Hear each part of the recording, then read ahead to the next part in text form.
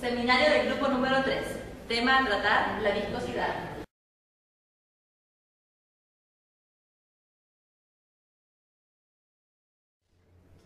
Los temas que abordaremos en este seminario será tratar una breve introducción, los aspectos teóricos en sí, la explicación de la ley de Stokes, factores que afectan la viscosidad, métodos de medición de la viscosidad, las aplicaciones y conclusiones.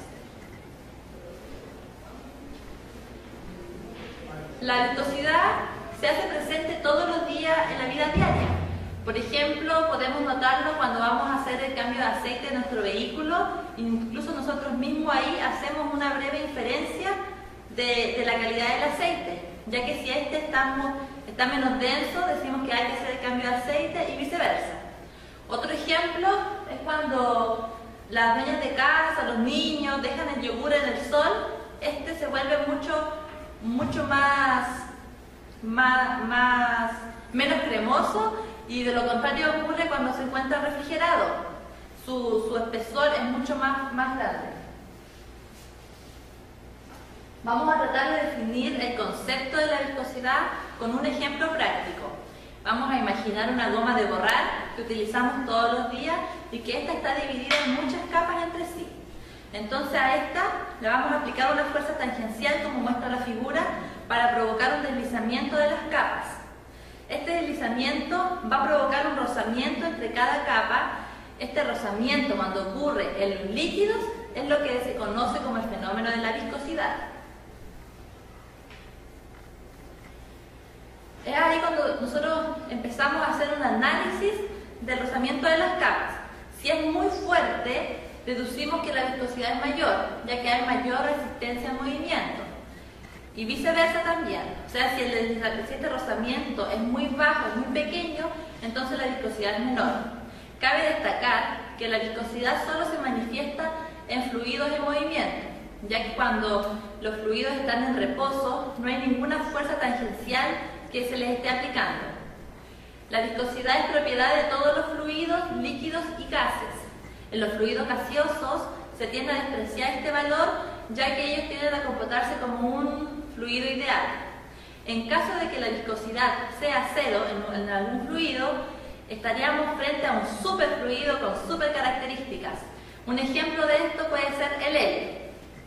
En sí, la propiedad de un fluido que tiende a oponerse a su flujo cuando se le aplica una fuerza, o la fuerza con la que una capa de fluido en movimiento arrastra consigo a las capas adyacentes del fluido, eso determina su viscosidad.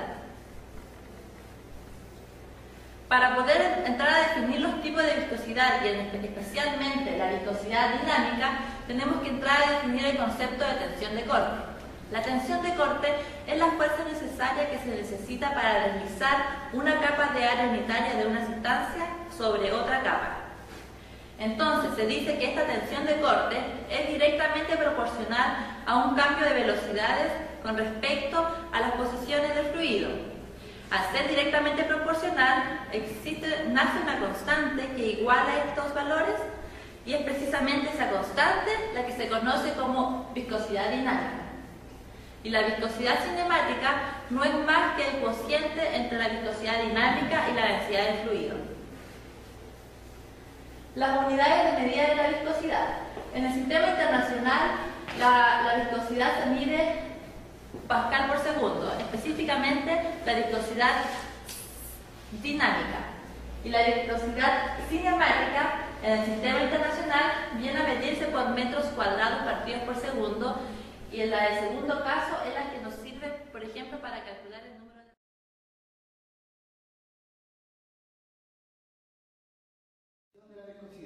Para la medición de la viscosidad tenemos tres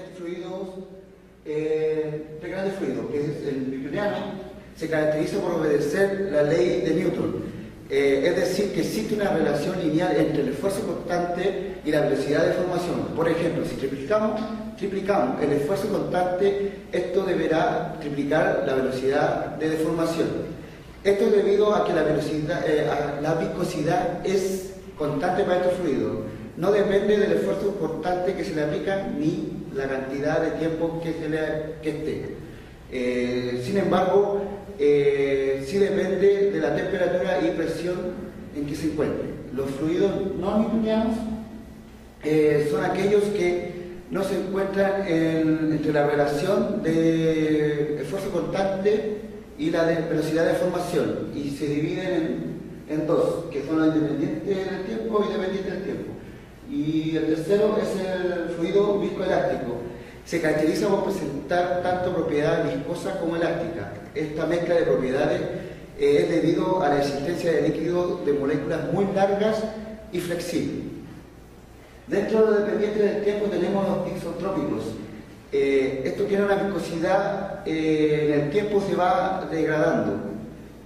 Es decir, inicialmente posee una gran viscosidad y no fluye. Al ser agitado, su viscosidad disminuye y fluye. Los reopépticos, al pasar el tiempo, su viscosidad aumenta. En este caso, un pequeño esfuerzo favorece a la formación de estructuras. Con respecto a los independientes del tiempo, tenemos los fluidos pseudoplásticos. Su viscosidad aparente disminuye al aumentar el esfuerzo. Los fluidos dilatantes, su viscosidad aparente aumenta mientras aumenta el esfuerzo. Y los fluidos plásticos, el esfuerzo tiene que tomar un cierto valor para poder fluir. Bueno, como le explicaba antes, acá está una gráfica de la tendencia de la viscosidad de los fluidos. Tenemos el newtoniano dilatante debajo del newtoniano, y sobre el newtoniano tenemos el pseudoplástico. Tenemos el de plástico, que es de plástico de Vigan, de sólido, y los fluidos ideales. A continuación, un ejemplo, como tenemos el aceite del newtoniano, agua, alcohol, gasolina, viscoelástico tenemos nata, el helado, y la gelatina, que mantiene el estado líquido y sólido al mismo tiempo. Tenemos los newtonianos pseudoplásticos, mostaza, alguna clase de pintura, ketchup, viscoplástico, los chocolates, mantequilla, mayonesa, pasta de dientes, dilatantes, la solución de almidón, arena mojada, dióxido de titanio y fécula de maíz. Y en los dependientes del tiempo tenemos los reoplácticos, que son yeso mezclado con agua, que hace un efecto de secado muy rápido. Y el isotrópico son las pinturas, tinta de inyección y nylon y yogur. Bueno, la ley de Stokes. La ley de Stokes nos dice que se refiere a la fuerza de fricción experimentada por objetos esféricos moviéndose en el seno de un fluido viscoso en un régimen laminar de bajo número reino. Fue derivada en 1851 tras un caso particular de la ecuación de Navier-Stokes. Generalmente la ley de Stokes es válida para el movimiento de partículas esféricas pequeñas, movimiento de baja velocidad. Y se puede expresar por la siguiente: la fuerza de fricción es igual a 6pi por R por viscosidad por la velocidad.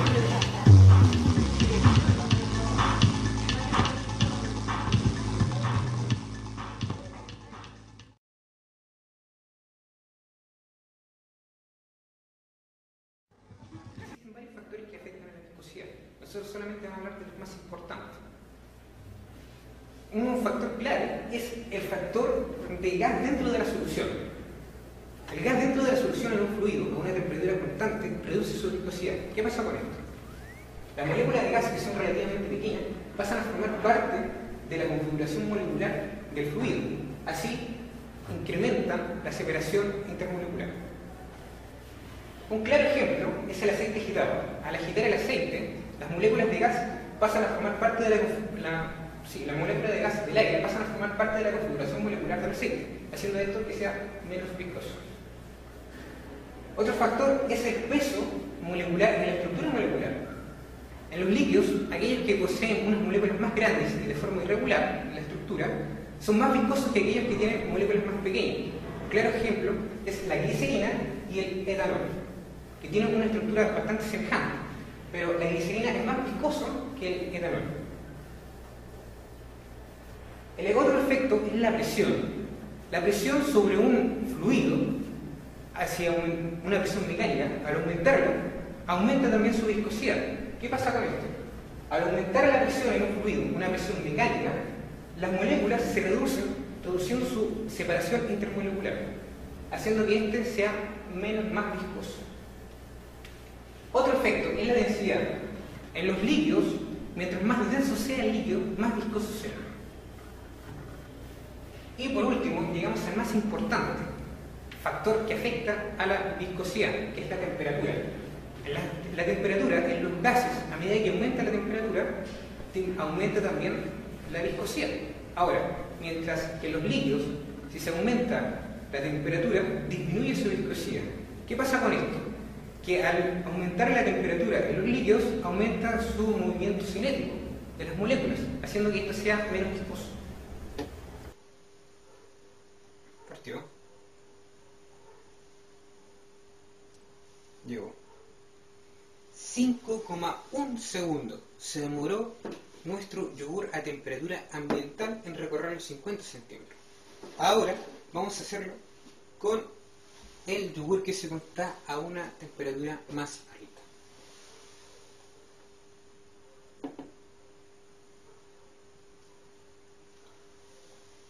...1,2 segundos se demoró nuestro yogur de una temperatura más alta en recorrer los 50 centímetros. Acá queda más que visto y expresado que a medida que le aumenta la temperatura a los líquidos, disminuye su viscosidad.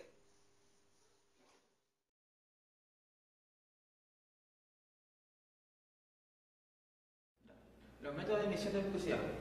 Para medir el fluido se necesita una serie de métodos, como se utiliza el viscosímetro. Acá tenemos una serie de viscosímetros: el Oswald, el Seibel, el de bola, el Brukenfield, el Stavingen, el de tambor, el Stover, sensoriales, el de burbuja y el Engel. El viscosímetro de Oswald consiste en un tubo en forma de U de tipo capilar, en el cual se introduce el líquido para poder medir la viscosidad. Ahora tenemos el viscosímetro de Seibel. El viscosímetro de Seibel consiste en que, como hacemos un aparato en la que consiste en que en la parte inferior tiene unos diámetros en la cual se hace pasar el fluido y se toma el tiempo para poder medir la viscosidad. Ahora tenemos una variación del equipo de Seibel, que es el del Seibel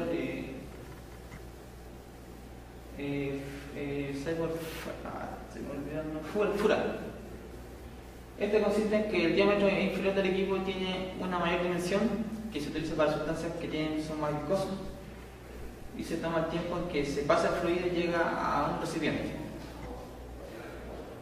Y ahora tenemos el viscosímetro de bola. Este equipo consiste en que el fluido que se va a estudiar se coloca en un tubo vertical inclinado y en la parte exterior tiene una bola sólida. Y se mide el tiempo en que la bola de la parte superior a la inferior se toma el tiempo y se ve la velocidad. ¿Cuánto se demora?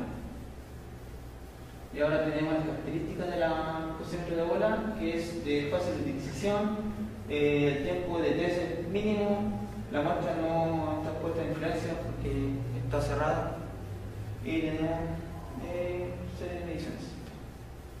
Ahora tenemos el viscosímetro de Prokofiev.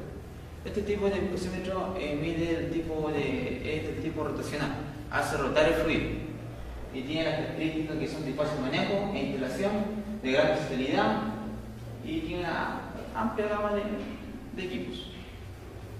Por ejemplo, tenemos el equipo de lectura diaria, el equipo de viscosímetro digital. Estos son aparatos sistemáticos donde te entrega el resultado de la medición de la viscosidad de forma directa y uno puede llegar y transformar el valor que te da el equipo.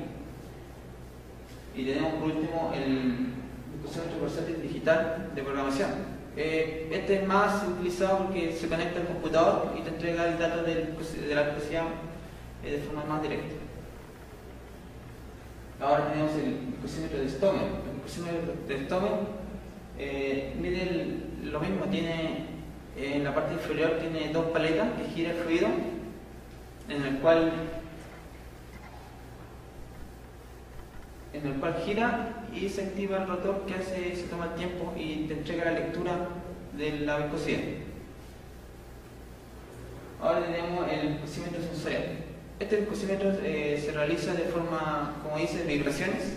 Se activa el equipo y te vibra el fluido y es de tipo rotacional y el equipo te da el resultado de la viscosidad. Todos son casi más programables. Tenemos el cocímetro de burbuja. Estos son de tipo de 3 tubos donde se introduce el líquido y se deja una burbuja y se mide el tiempo del paso de la burbuja de una zona superior a una inferior y eso. Y ahora tenemos una serie de cocímetros de la empresa de Canon. Tenemos los tipos capilares, ahora los tipos rotacionales, que son varios. Y tenemos los cocímetros de fluido de no newtonianos. Tenemos el Brockenfield, el rotativo para asfalto.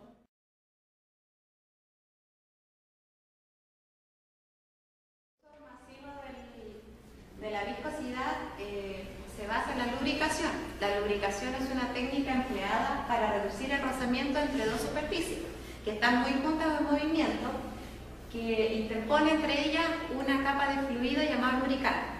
Un lubricante puede ser un aceite o una grasa.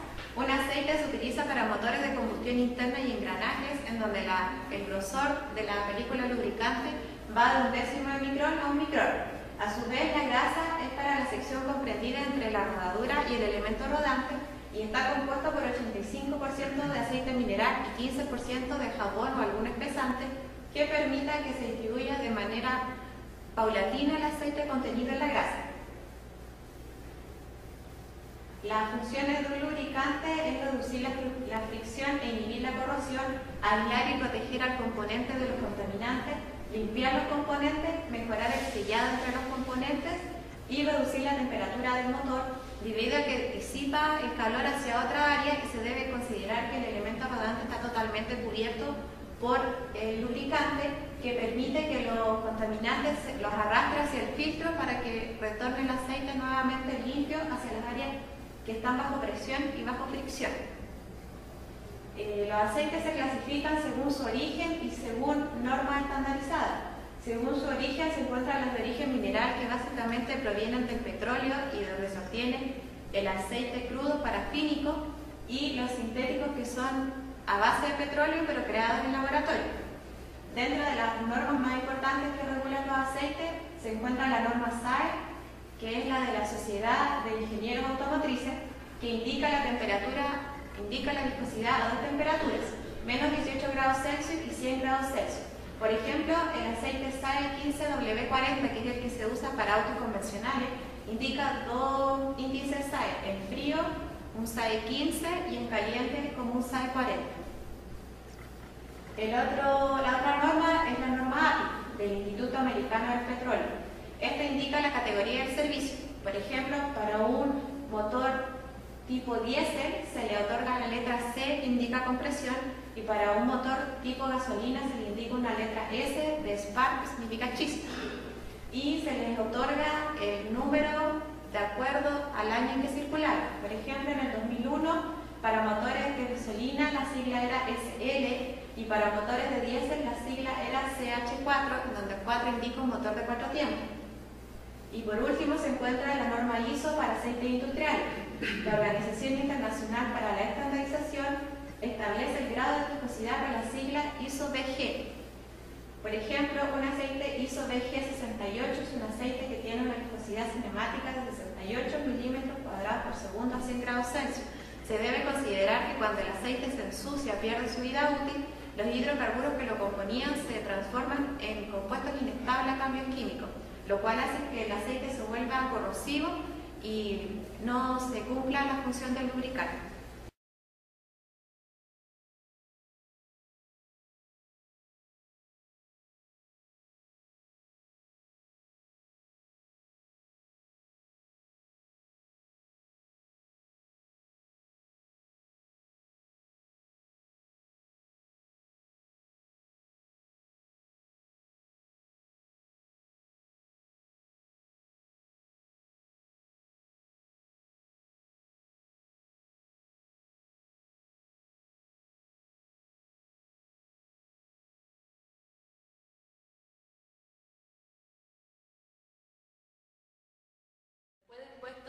lo que cada uno explicó sobre la viscosidad, podemos concluir los siguientes puntos.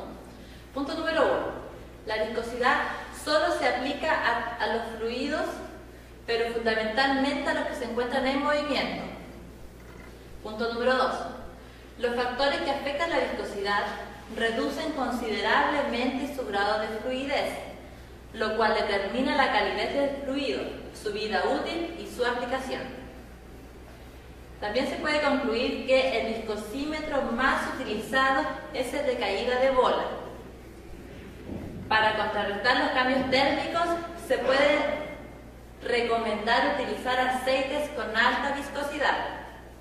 Y el uso de un lubricante permite mejorar la operación del equipo porque mantiene la superficie de este inalterable frente a agentes corrosivos, permitiendo así que este dure por más tiempo.